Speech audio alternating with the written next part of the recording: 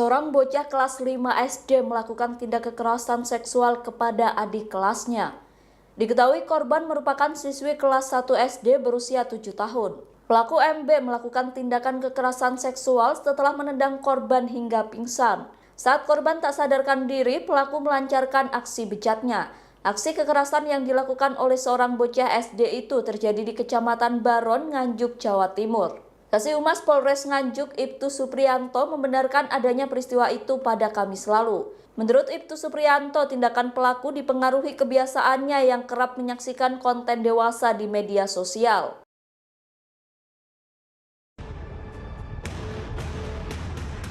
Aksi perundungan dan kekerasan juga terjadi di sebuah sekolah dasar di Ternate, Maluku Utara. Seorang siswi dianiaya oleh teman sekelasnya lantaran tidak memberitahu jawaban soal ujian kepada pelaku. Mendapat perlakuan tidak pantas, korban hanya bisa menangis sambil menutupi wajahnya guna menghindari pukulan pelaku. Kekerasan yang terjadi di jam istirahat ini sama sekali tak diketahui guru.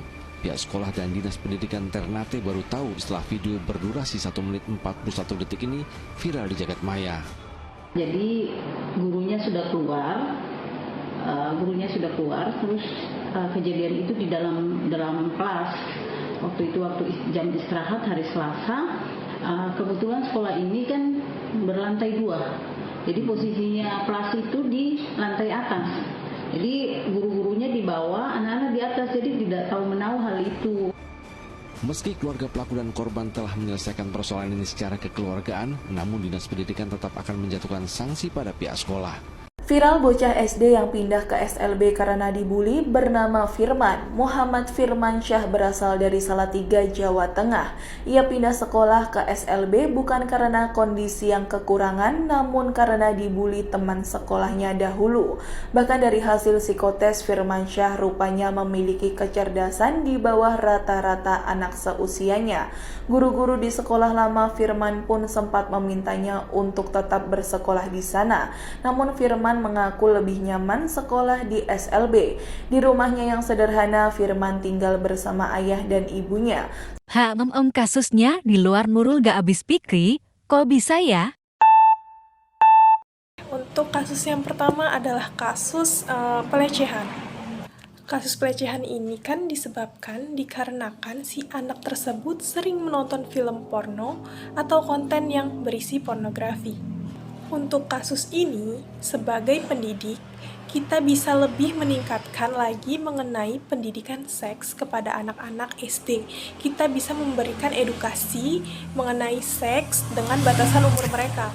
Seperti kita bisa memberikan contoh apa sih organ tubuh yang boleh dipegang dan tidak boleh dipegang oleh lawan jenis ataupun orang lain.